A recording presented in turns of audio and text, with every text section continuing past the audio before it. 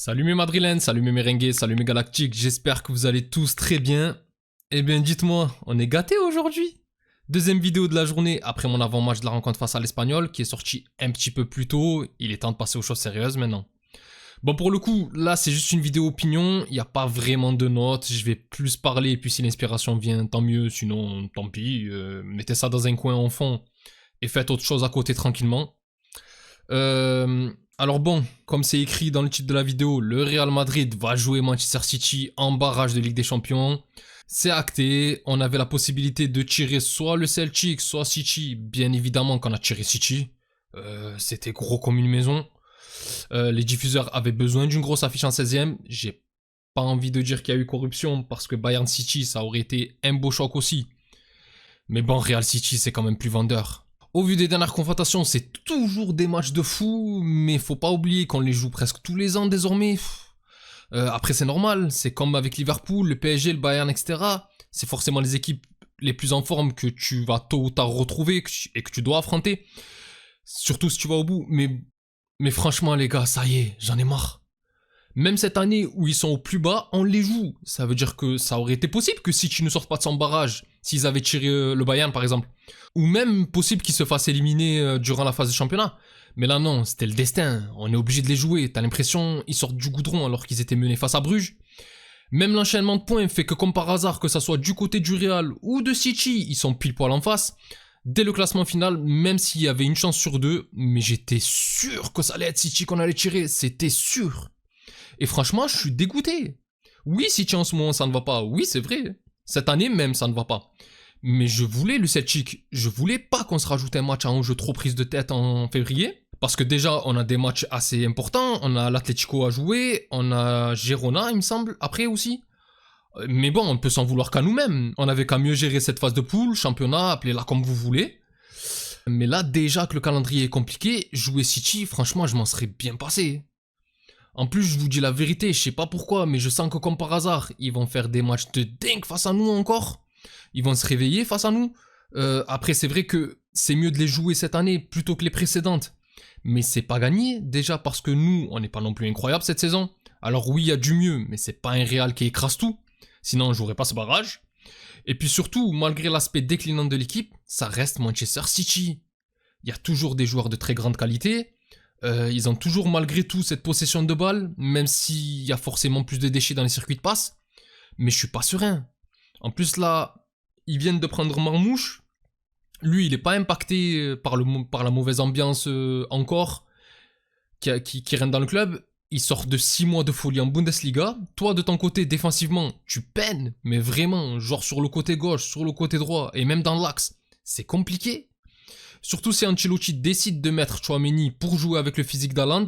Sauf que si tu le mets défensivement, je l'annonce, tu vas prendre l'eau. Ce n'est pas un défenseur. Ancelotti, arrête, ça y est, tu dois arrêter avec ça. Et j'espère que pour la double confrontation, ça sera soit Asensio, soit Alaba s'il revient à un bon niveau. Et s'il est en forme. Et que Rudiger arrivera à museler Haaland comme il a réussi à le faire les dernières années. Mais franchement, je suis pas serein. On a beau se dire que City cette année c'est prenable, avec Guardiola le pauvre qui, à cause de son divorce là, est au fond du trou, et ne va pas bien, même si pour moi les griffures etc sur la tête, là, c'est du cinéma. Oui, il fait de la peine, mais bon, ça reste Guardiola, Catalan, Barcelone, tout ça, il faut qu'on le sorte. Mais le problème c'est que nous aussi, on est prenable.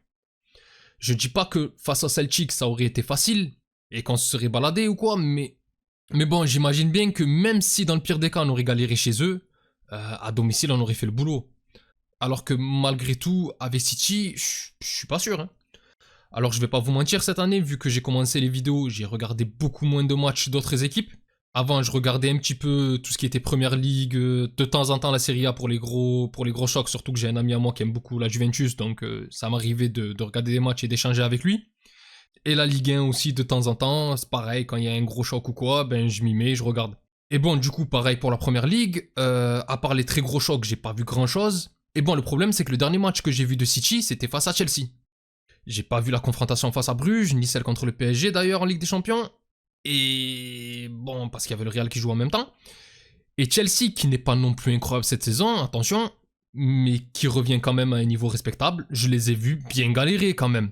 Alors que pourtant, je me disais pas que City allait autant les dominer. Foden, Haaland par à coup, ça peut encore faire très très mal.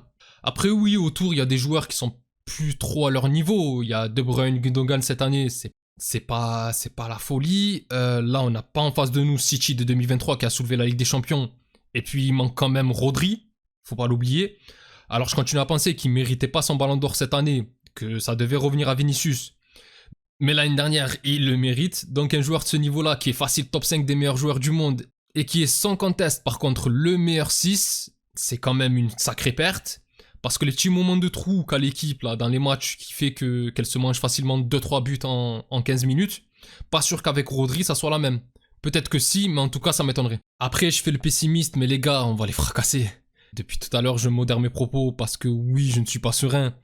Mais là, quand je vous dis qu'il manque Rodri, que Kevin De Bruyne, qui était le maître à jouer de Guardiola, n'est plus au niveau, bon, même s'il a été remplacé par Marmouche, que Gundogan aussi, c'est aussi pour vous expliquer que même au-delà de la tendance actuelle de l'équipe, ils ont quand même de sacrés manques, et qu'avec la puissance de frappe offensive qu'on a, par contre, on peut les massacrer. Déjà parce que les dernières années, on a su le faire, alors que City était mais largement supérieur, et qu'on a su les sortir, et pas qu'une fois. Même si eux aussi ils ont su nous sortir. Hein. Et là, si on arrive à le faire, ça sera la première fois qu'on arrivera à les éliminer sur 2 années consécutives, je crois. Alors que jusqu'à présent, c'est une fois chacun. Là, j'espère vraiment ne pas porter l'œil en disant ça. 2023, ils étaient juste trop forts. Parce que le 4-0, je l'ai ressenti, mais comme si le ciel m'était tombé sur la tête. Parce que le match allait chez nous, on aurait dû le gagner. Franchement, j'étais en galère au Japon à ce moment-là, je m'étais levé dans la nuit et tout pour regarder. Et franchement, autant vous dire que ça va, j'étais plutôt bien, même si j'avais eu la haine d'avoir fait le nul. Et le retour, ils nous ont pulvérisé. 2022-2024 par contre, les 2 fois, ils étaient supérieurs à nous. Même si l'année dernière sur le match aller, là, le magnifique 4-4 avec la reprise de volée de Valverde et tout, c'était magnifique. Et c'est peut-être le seul match parmi les 4 confrontations où je nous ai trouvé meilleurs. Parce que le retour en 2022, le scénario est incroyable.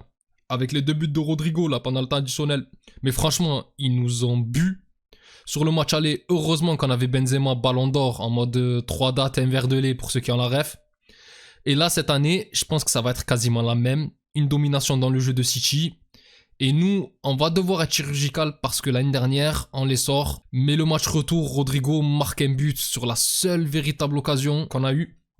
Bon là j'imagine bien qu'on n'aura peut-être pas besoin d'être aussi précis, car on devrait avoir plus de facilité à se créer des occasions, surtout maintenant que Mbappé a retrouvé un bon niveau, mais moi j'ai toujours peur de notre défense, parce qu'en vrai ce qui nous a permis quasiment à chaque fois de passer, c'est la solidité derrière, et là quand je vois les vagues qu'on se prend dans les grands matchs, ça fait peur quand même, hein. Depuis le début d'année c'est criminel défensivement. Face à Milan, on s'est fait boire, bon pas que défensivement, mais bon c'était pas solide. Face à l'Atalanta, on gagne, mais c'était chaud aussi. Face au Barça, n'en parlons pas. Les 2 confrontations, on s'est fait bouffer défensivement. Tchouaméni pour le retour, franchement. Enfin, pas pour le retour, mais pour la Super Coupe d'Espagne. Franchement, je le sentais, je le savais. Face à Mallorca, c'était pas la folie, même si on a gagné 3-0. Et je savais que si on tombait sur une grosse équipe, ça allait nous faire très mal. Et Barcelone ne s'est pas trompé, ils nous ont éclaté. Et là, face à City, avec Haaland, Marmouche, Foden et j'en passe, quant à Vasquez, peut-être Tchouaméni, Ferland Mendy ou Fran Garcia, franchement, je me dis heureusement que devant nous, à l'heure actuelle, on a les 4 fantastiques qui sont en forme parce que si on doit passer, ça sera pas avec une double confrontation de 0-0, ouais, loin de là. Enfin bref, mes galactiques, voilà, j'avais envie de prendre mon temps et pas me forcer à glisser ça dans une vidéo d'avant-match en mode à la va-vite. Maintenant, il n'y a plus qu'à attendre le match, on aura le temps d'en reparler lorsque ça arrivera, je crois que c'est dans 2 semaines. Non, je crois même que c'est le 11 et le 18, donc en vrai, dans moins de 2 semaines, dans 10 jours même. Bon, je sais pas trop comment finir cette vidéo, donc on va faire comme d'habitude. D'ici là, prenez soin de vous, et encore et toujours, hasta le final, vamos Real. Salut!